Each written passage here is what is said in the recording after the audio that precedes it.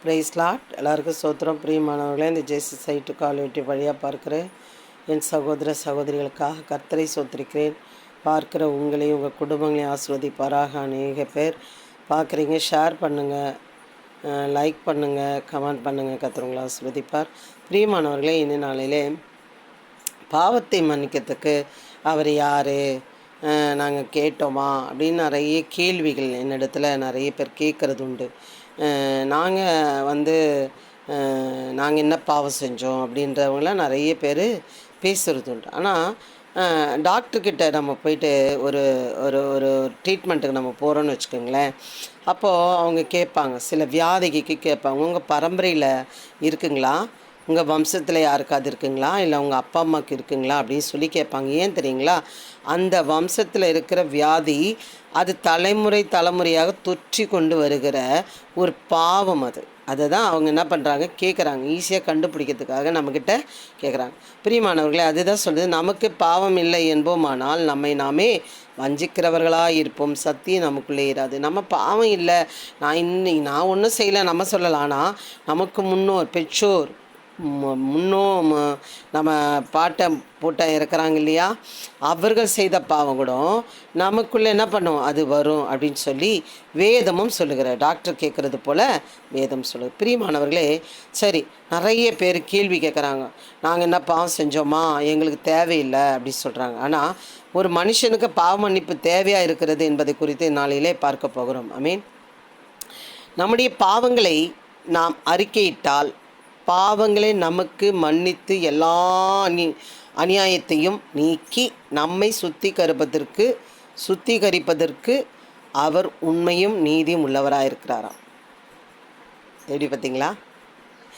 நம்ம பாவங்களை அறிக்கையிட்டால் அவர் எப்படி இருப்பாரா? எல்லா அநியாயத்தையும் நீக்கி பாவங்களை நமக்கு மன்னித்து எல்லா நியாயங்களையும் நீக்கி நம்மை சுத்திகரிப்பதற்கு அவர் உண்மையும் நீதியும் உள்ளவராக இருக்கிறார். பிரியமானவர்களே, நிறைய நேரம் நான் மன்னிச்சிட்டேன் அப்படின்னு சொல்லுவோம். ஆனால் மனதில் நம்ம வச்சுக்கிட்டே இருப்போம். நம்ம திருப்பி அவங்க செஞ்ச மாதிரி நம்ம செய்யலாலும் அது மனசுக்குள்ளே என்ன பண்ணோம், இருந்துக்கிட்டே தான் இருக்கும். அது சாகும் வரை இருந்துக்கிட்டே. ஏன்னா நான் ஏன் அப்படி சொல்கிறேன்னா, வயதான ஊழியக்காரங்க கூட சின்ன வயசில் நடந்ததை அவங்க சொல்லுவாங்க. அப்போ அவங்க மனசில் இருக்குது. ஆனால் மன்னிச்சிட்டாங்க, ஆனால் அது என்ன பண்ணுது, மனசில் இருக்குது. ஆனால் ஆண்டவர் சொல்லுகிறார், நான் ஒருவனை மன்னித்தால் அவன் என் அவனோட பாவம் மூட்டையும் முதுகு பின்னாடி நான் தூக்கி போட்டுருவேன்.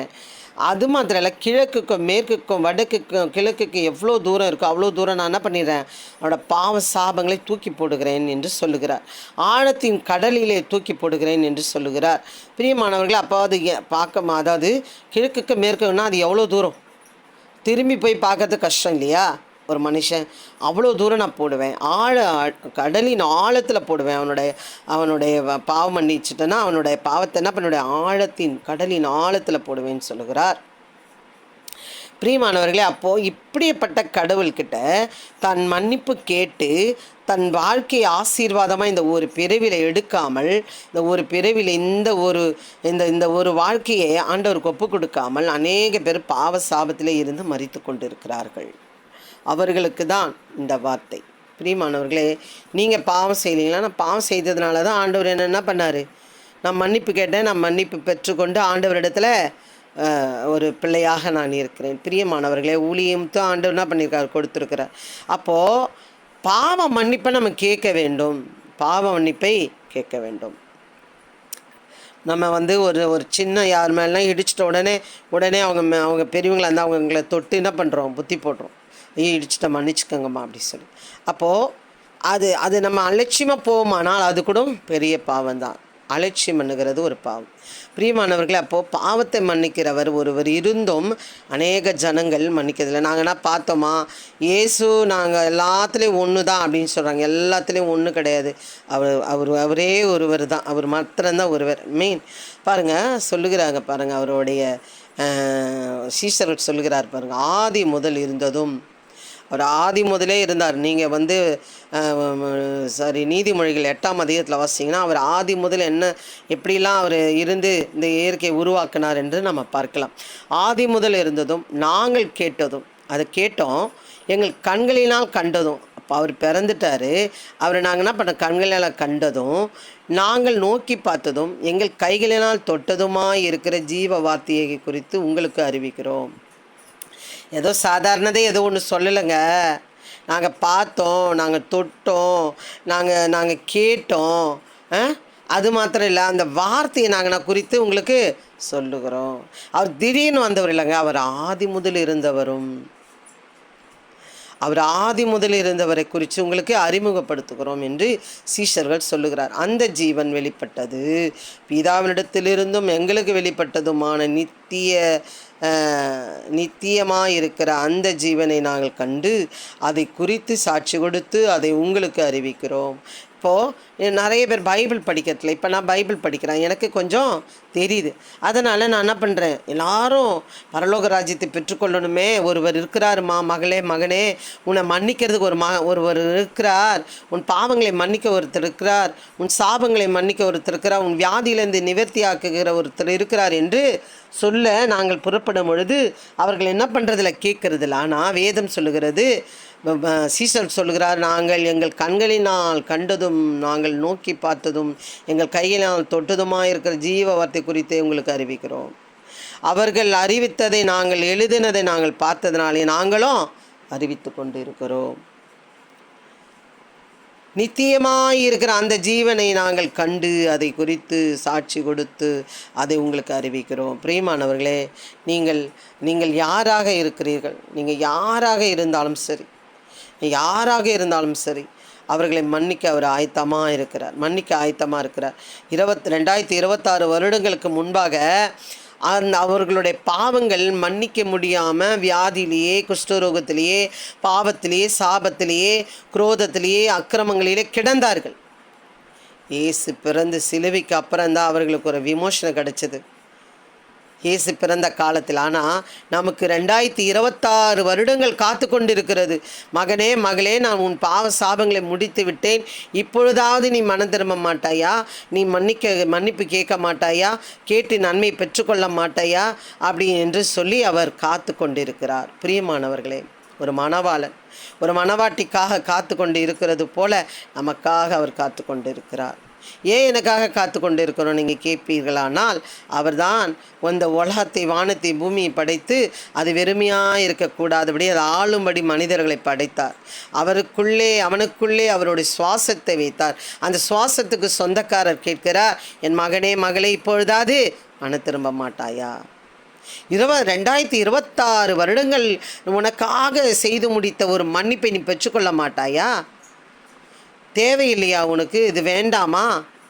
நீ நரகத்துக்கு தான் நியமிக்கப்பட்டவளாக போகிறியா என்று கேள்வி கேட்கிறார். பிரியமானவர்களே, பாருங்கள், நீங்களும் எங்களோடு ஐக்கியம் உள்ளவர்களாக இருக்கும்படி நாங்கள் கண்டும் கேட்டும் இருக்கிறதை உங்களுக்கு அறிவிக்கிறோம். எங்களுடைய ஐக்கியம் பிதாவோடும் அவருடைய குமாரனாக இயேசுவோடும் இருக்கிறது. உங்கள் சந்தோஷம் நிறைவாயிருக்கும்படி இவைகளை உங்களுக்கு எழுதுகிறாரு. இப்போ யூடியூப் வழியாக எப்படி சொல்கிறேன், இன்ஸ்டாகிராம் மூலியமா, ரேடியோ மூலியமா, எஃப்எம் மூலியமா, எப்படியோ ஆண்டவரை பற்றி போகுது. அப்போது லெட்டர் அவரை பற்றி குறித்து ஒரு தேசத்துலேருந்து ஒரு தேசத்துக்கு போகிறதுக்கு உங்கள் சந்தோஷம் நிறைவாக இருக்கும்படி இவைகளை உங்களுக்கு எழுதுகிறேன் என்று யோவான் எழுதி அநேக ஜனங்களுக்கு அனுப்புகிறவராக இருக்கிறார். தேவன் ஒளியாக இருக்கிறார், அவரில் எவ்வளவேனும் இருள் இல்லை. இது நாங்கள் அவரிடத்தில் கேட்டு உங்களுக்கு அறிவிக்கிற விசேஷமாக இருக்கிறது. நாம் அவரோடு ஐக்கியப்பட்டவர்கள் என்று சொல்லியும் இருளிலே நடக்கிறவர்களாயிருந்தால் சத்தியத்தின்படி நடவாமல் பொய் சொல்லுகிறவர்களாயிருப்போம். அவர் ஒளியாக இருக்கிறது போல நாமும் ஒளியில் நடந்தால் ஒருவரோடு ஒருவர் ஐக்கியப்பட்டு இருப்போம். அவருடைய குமாரான இயேசு கிறிஸ்துவின் ரத்தம் சகல பாவங்களை நீக்கி நம்மை சுத்திகரிக்கும். அவரோட ஐக்கியப்பட்டிருக்கணுங்க. ஒருவரோட ஒருவர் ஐக்கியப்பட்டிருக்க வேண்டும். அவரோட ஒளியிலே நம்ம நடக்க வேண்டும். அவருடைய குமாரனாகி கிறிஸ்துவை ஏற்றுக்கொள்ள வேண்டும். அப்பொழுது இரத்தத்தினாலே, இயேசு கிறிஸ்துவின் இரத்தத்தினால் சகல பாவங்களை நீக்கி நம்மை சுத்திகரிப்பதற்கு அவர் தயாராக இருக்கிறார். ஆனால் நான் வரமாட்டேன் என்று நம்ம சொல்லுவோமானால் யாருக்கு நஷ்டம் என்று நீங்கள் உணர்ந்து செயல்பட வேண்டும். இதில் எந்த நாட்களிலே பிரியமானவர்களே, அதோ உனக்காக சிலுவையை தொங்கப்பட்ட கல்வாரி இரத்தம் சிந்தப்பட்ட இயேசு அவர் தன் சரீரத்தை உமக்காக கிழிக்க கொடுத்த சரீரத்தோடு, என் மகளே மகனே உனக்காக செய்து முடித்தேன், எனக்காக நீ என்ன செய்தாய் என்று அவர் உள்ளத்திலே கேட்டுக்கொண்டிருக்கிறார். பிரியமானவர்களே, உங்களை அவர் கண்ணோக்கி பார்த்து கொண்டிருக்கிறார். நீங்கள் ஒருவேளை நீங்கள் நிமிர்ந்து அவரை பார்ப்பீர்களானால், உணர்ந்து செயல்படுவீர்களானால், கண்டிப்பாக உங்களுக்கும் அவருடைய இரத்தத்தினால பாவங்களை நீக்கி நம்மை சுத்திகரிக்க வல்லவராக இருக்கிறார். கேட்பீர்களா? நீங்கள் இங்கே இருந்தாலும், ஆண்டவரே என்னை மன்னிங்கப்பா, என் வாழ்க்கை புதுப்பித்து தாங்க, என் வாழ்க்கையை ஆசீர்வதிங்க, என் வாழ்க்கையை நீங்கள் உயர்த்துங்க, எங்களோட நோயிலேருந்து சுகப்படுத்துங்க, எங்களோட குடும்ப சாப பாவத்தில் நீக்கி போடுங்க என்று கேட்பீர்களா? நான் கண்டிப்பாக உங்கள் வாழ்க்கை தரத்தை அவர் மாற்ற வல்லவராக இருக்கிறார். ஏன்னா 2026 வருடங்களாக இருக்கிறது அவர் செய்து முடித்து. நாம் தான் போய் பெற்றுக்கொள்ளாமல் இருக்கிறோம். பெற்றுக்கொள்ளுங்கள். கண்டிப்பாக கர்த்தர் உங்களை ஆசீர்வதிப்பாராக. ஆமென். God bless you. ஆமென். அல்லேலூயா.